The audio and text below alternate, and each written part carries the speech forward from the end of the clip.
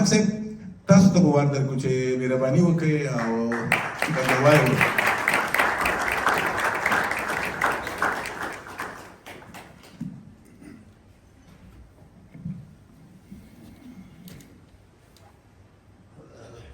البته د ټولو هغو دوستانو چې د کتاب په اړه خبرې وکړې د ټولو نه مننه.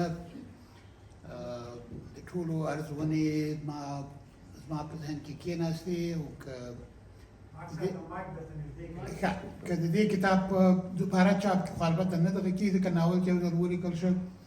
هغه د داستایفسکي خبره ده چې ویل دغه ته لاړ یو مطبعې کې خپل کتاب چاپاوه وایي کوم کارګر یو څه په دې ژبې کې د املایي دغه له مخې چې مثلا د کامې عادتي نشان له مخې کار سم نه کوي ده ورته ویل چې زما کامه ما ته ارزښت لري هغه څه چې ما لیکلي دي هماغه ډول باید چاپ شي. مخکې له دې چې زه په خپل دغه د دوستانو خبرو ته چې که لري که پوښتنه لري چېرته ځواب ووایم زه یوه تاریخي خبره تاسو ته کوم او هغه دا چې زموږ او ستاسو په منځ کې دلته یو څوک شته چې هغه زموږ د وطن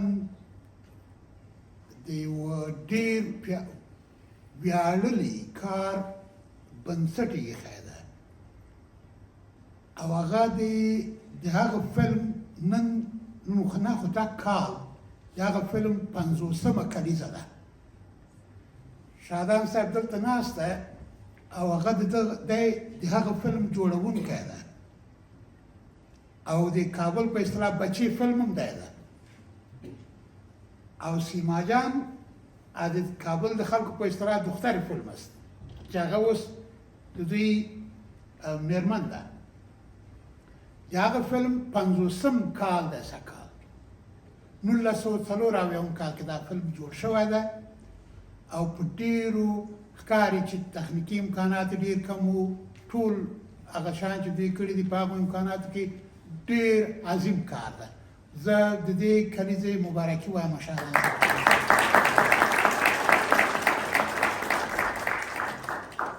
او دا فلم ما نن بیا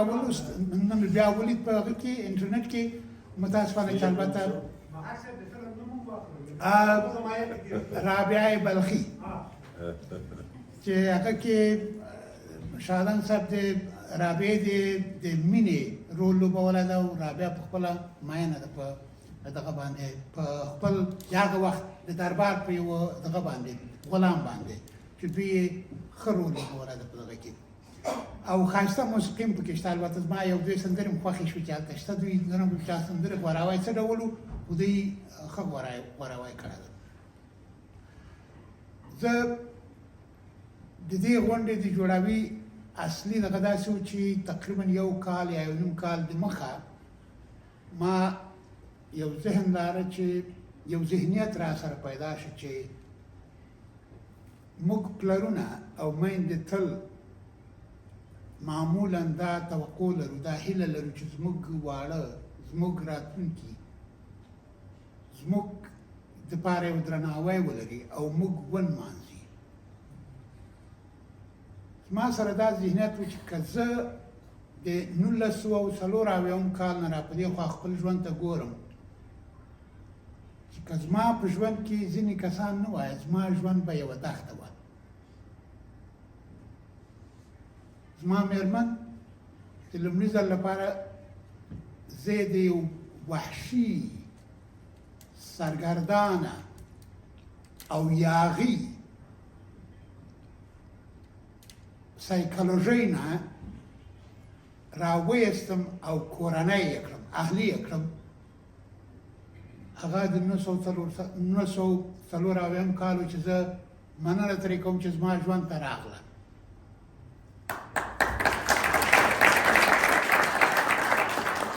ما دا نیت لاره چې زه دغسې یو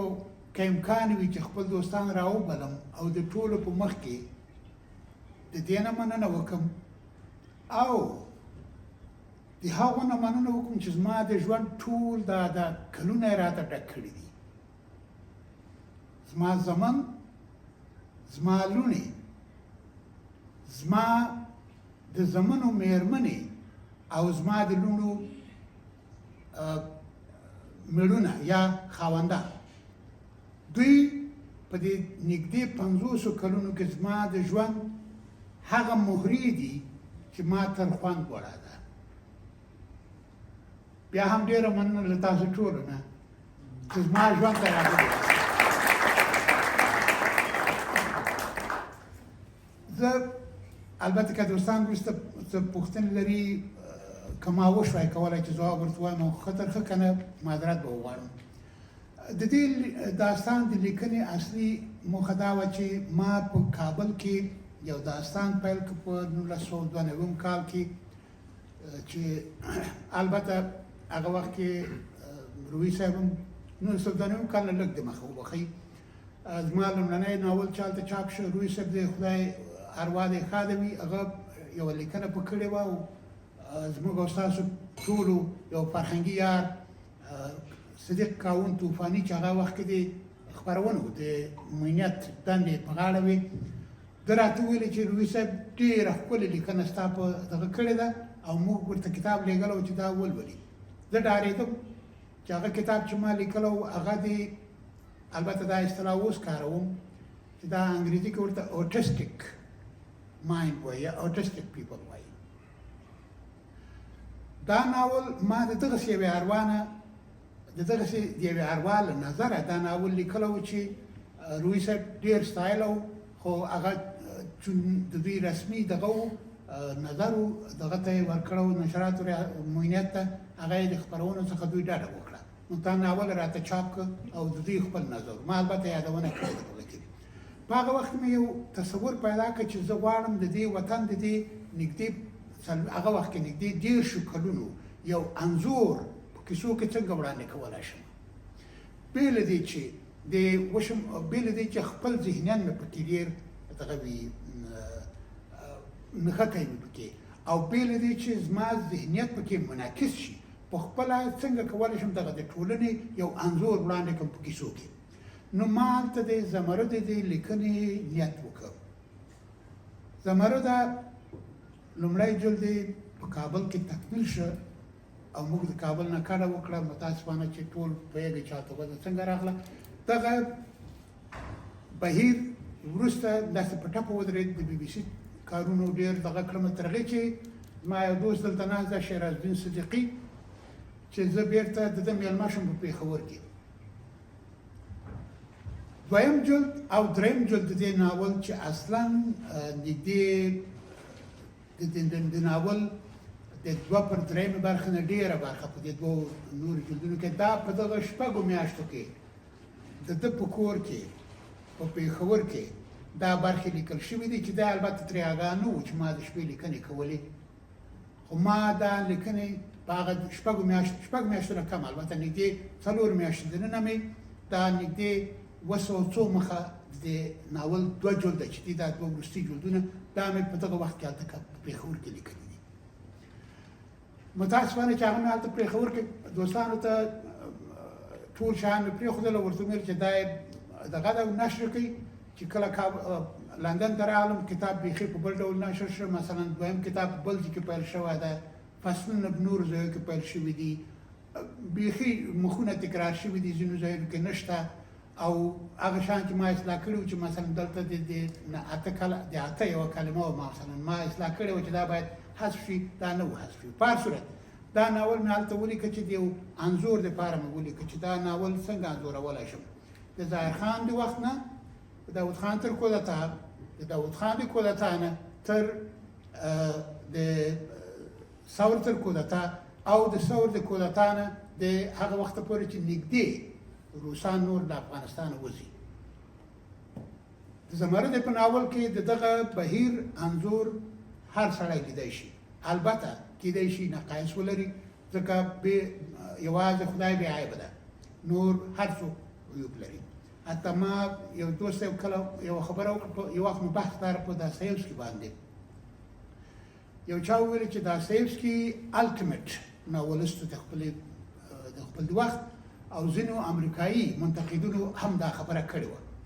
چې دا یې الټیمیټ ناولست ده.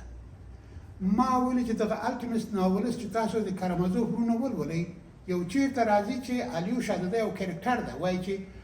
د یو کاپټن کور ته ځي او بیا وایي چې په دې خبرې به وروسته موږ بیا خبرې وکړو دا ناول تر پایه دا تاسو ولولئ په دواړو جلدونو کې د کارامازوف په دواړو جلدونو کې د دغې خبرې دوباره توضیح هیڅ چېرته نشته زما مقصد د دې خبرې دا ده چې د الټیمیټ ناول لیکونکو کې هم کېدای شي عیوب وي زما په ناول لیکنه کې هم دا عیوب شته دوستان کېدای شي چې ولولي پیدا یې کړي او راتلونکو نسلونو ته ووایي چې دا عیوب یې پکې دي چې روي صاحب مثلا یو ډېره ښه لیکنه د هغه په اړه کړې وه زمرد په اړه چې ویلي دا په ځینو ځایونو کې درسي کېږي د ناول له حده وځي د درسیتوب تر حده راوړي چې دا خبره ما ورسره منلې وه البته ما روي صاحب د خدای وبخي ما د ډېر بحث سره کاوه کله کله مو لیکنې سره تبادله کولې د دې ناول په اړه زما دغه داسې امنیت دا شو چې زه داسې ناول ولیکم چې دا د دې ټولې غمیزې دغه بله خوا څنګه انځورولی شم چې د دې لپاره مې لومړی په انګریزي یو ناول ولیکه چې هغه ناول اوس چاپ تیار ده او هیله من یم چې وشم کولی په راتلونکو شپږو میاشتو کې چاپ کړم هغه عنوان دی چې A Lunch in Paradise or Hell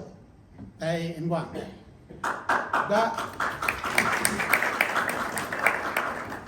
دا ناول په 3 جلدو کې ده یو ټریلوژي ده لومړی ناول یې تکمیل ده دویم یې تقریبا تکمیل ده او دریم په پلان کې دی چې راشي د دې سره په څنګ کې مې د دې ناول د لیکنې په خوا کې چې کله ما ساجدین ناول لیکه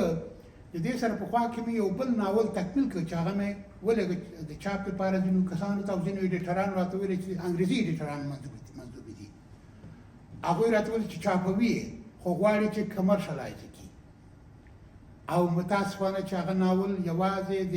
شرقي او غربي د کلتوري ارزښتونو تصادم ده او مثلا هلته د فردوسی د دې شعر تعبیر ده چې به نام خداوند جان و خرد کز او برتر اندیشته بر نگذرد مثلا هغه یو په دغه ډول د افکارو تعبیر دي پکې او دوی راته ویلې چې باید کمرشلایز کړي ما ورته ویلې چې زه په هیڅ صورت البته په روسه کال دا باید چاپ شوی وای ما ورته ویل چې زه په هیڅ صورت د دې پلوی نه یم چې زما د افکارو ناول دی کمرشلایز شي د هغې پر ځای پرېږدم هېڅ چاپه ومنم په هر صورت دغه ناول د لیکلو په مهال کې چې ما کله دغه لیکه د ساجدین د دواړو خواو ویشتلی ساجدین د دې په مهال کې مې خپل د انګریزي ناولونو باندې هم کار کړی دی چې دا البته ما که څوک ملامتوي که هر څه دا مې ذهنیت دی کله چې یو شی راباندې راغی کوشش کوم چې پیل یې کړم او ریکارډ یې کړم او وروسته بیا انکشاف ورته وکړم ډیول یې وکړم زما ممکن ایمل جان به په یاد وي که به نه وي په یاد زما یو بله اوږده کیسه ده چې هغه ما د دوی په کور کې یوه شپه د کیسې په ډول دا کیسه نورو دوستانو ته م وکړه معمولا زما لومړنۍ کیسه چې ناول چې ما چاپ کړی ده هغه مې په زندان کې زندانیانو ته زندانیان چې بل مضمون نه لري خپل منځ کې کیسې یو بل سره وایي ما هغه ناول نه په دغه ډول افکورس په دغه ډول نه ډېر شیان پکې اوښتي دي خو دا ټوله کیسه مې په یاد ورته همالته بالمقطع مې کیسه جوړوله او ټوله کیسه مې د ناول ټوله کیسه مې ورته کوله دا په 1908 کې وبخښئ 1904 کال کې زه په هغه کې وم په د صدارت په نظارتخانې کې او دا پېښه هلته وشوه د دې کیسې توب نه ټوله هلته جوړه شوه د اولې کیسې د دې کیسې چې کله د ساجدین په اړه غږېږم دا کیسه مې اصلا دغه انځور د کښلو لپاره چې زه غواړم د دې بلې خوا انځور چې د زمرد د انځور بل اړخ باید وي د دې دپاره مې دا کیسه لیکلې ده چې البته زما د دې کیسې په څنګ کې دوه نورې لنډې اوږدې کیسې چې یوه یې دلته کاموال صاحب تشریف لري خدای دې ژوندی لري د ده یوه کیسه وه لنډه کیسه وه موږ ته د ایمل جان په کور کې واوروله او ما ورته وویل چې دې کیسې د ما ته یو ذهنیت رابخلی ده چې زه باید یو ناول په ولیکم او هغه داسې ده چې زه په لنډې کیسې کې چې یو څوک په میکرویانو کې د خپل سپي سره دغه ده دا یې مړ ده او سپی د دې د وفادارۍ په حساب د ده پښو ته پروت ده سپی هم همالته مري د وفادارۍ له مخې زه فکر کوم چې همداسې کیسه وه ده لنډه کیسه خو هغې کیسې دوې برخې لرلې دا لومړۍ برخه وه چې ما لوستولې دا یوه کیسه یې دا ده چې هلته د وسلو د سیوري لاندې مینه په کابل کې دا ناول مې یو څه نیمګړی ده دا مې پوره دغه کړی ده خو ټول چوکاټ یې پوره ده بل ناول د کابل د انګریزي نوم یې البته ما په انګریزي د دې په خاطر غلطه نه کوم د نور سره ورته لیکلي دي کابل ډیبیټ چې دا لکه هماغه انګریزي ناول غوندې چې ما خبرې وکړې چې مخکې مې وویلې چې ما نه غوښتل چې زما د تاټس ناول دوی ایډیټ کړي کمرشلایز یې کړي هغه کې هم د بېلابېلو خواوو دغه شوی ده چې هغه هم نیمګړی ده پوره تکمیل نه ده هغه ناول کې د بېلابېلو ذهنیتونو د دغه څلوېښتو کلو بېلابېلو ذهنیتونو یو تشنج ده یو خپل منځ کې ډغرې دي وګورم چې څومره په دې بریالی کېږم او کولی شم که نه په دې باندې نه پوهېږم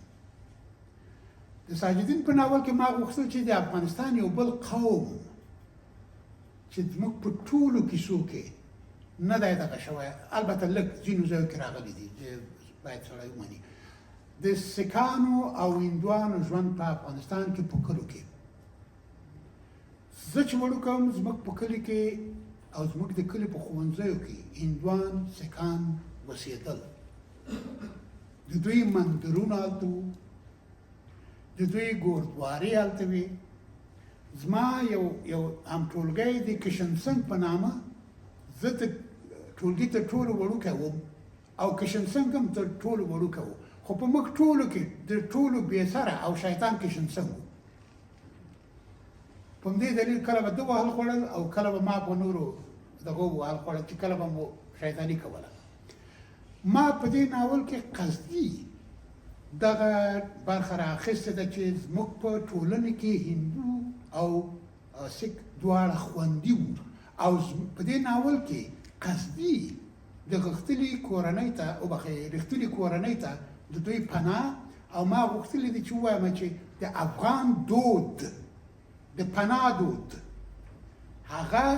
هر چاته د خوندیتوب دود ده ټولو ته معلومه ده چې کله د یو چا کور ته تاسو پناه یوسئ که د ده اولاد مو وژلی دی د پښتو دود له مخې تاسو ته نشي ویلی چې زما له کوره ووځه پناه په پناه کې کله چې ته د یو چا دښمن هم وې چې کله دې پناه ورکړه او ودې ویلې چې پناه دې راوړې ده خلاصه ده خبره تر هغې چې د ده په کور کې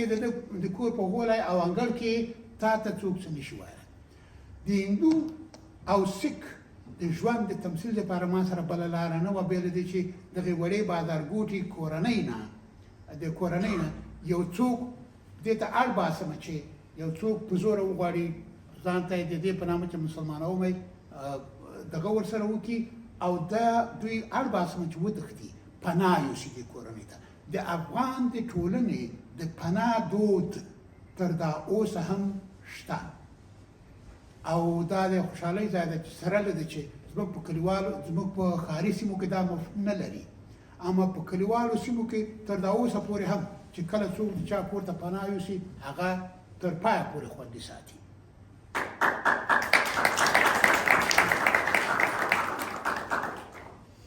نور نو